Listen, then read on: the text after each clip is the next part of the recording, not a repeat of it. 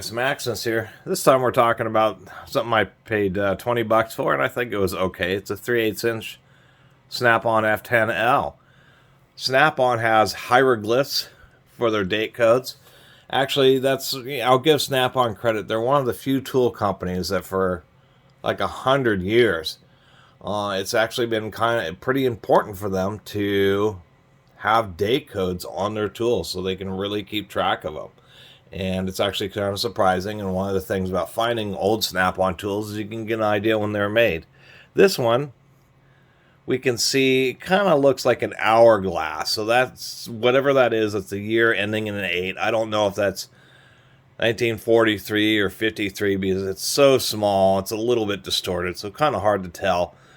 But when you look up Snap-on date codes, that's essentially what they do, is they have different shapes that are similar. So like the number 3, it might be like a backwards letter E, or it might be just a rounded number 3 indicating 43. And I just made a mistake. Excuse me, this is an hourglass. It's similar to the shape of an 8. So whatever year this was made in, I do know that it ends in an 8. So I meant 1948 or 58 or 68. And so I'll give Snap-on credit there. I do know it's an older one because, of course, we have the rounded font and we do have patent numbers on it.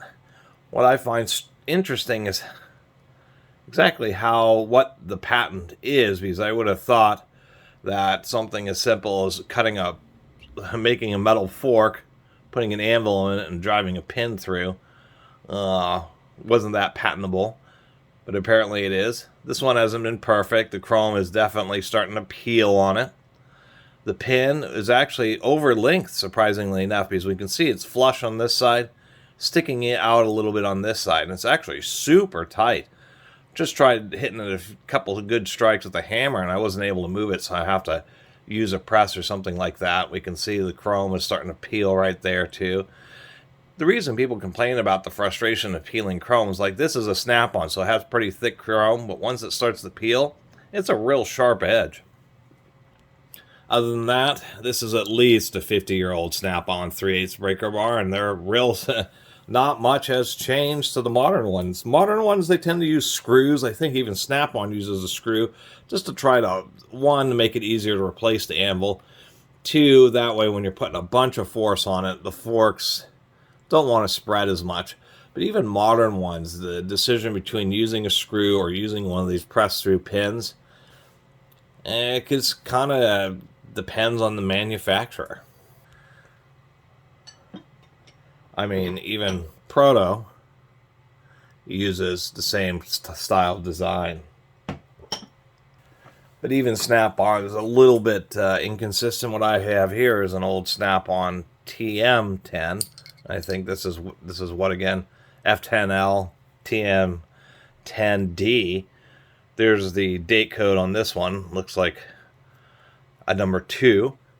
But we can see this one is using a design like an older Proto where they have the through pin, but it's actually retained by the forks, and then they forge it out kind of like a giant rivet and then smooth it, which I think is a plenty good design. And actually I kind of like this design in some aspects, because you can find if a breaker bar has really been tortured, because when the forks stretch, it will cause this lip to get raised up. Like this Proto 5468. This is an old, extra long handle Proto. Someone's even hammered on it. Anyway, it uses a similar design, but I picked it up because I noticed that it uses that old design where they've kind of like done a big rivet, but you can see that it hasn't raised an edge. So it's definitely been used, but it hasn't undergone like an extreme amount of torque to cause the forks to separate and cause it to raise that burr. Anyway, enough talking about that. I just thought this was a neat, old school Snap-on 3/8 breaker bar. I don't own many Snap-on tools at all because they're always so coveted by tool collectors, but every once in a while I get lucky and find something like this. I don't mind the handle. This is like a modern designed handle, but I really like the older Snap-ons that had a nice knurling and even a through hole through the handle.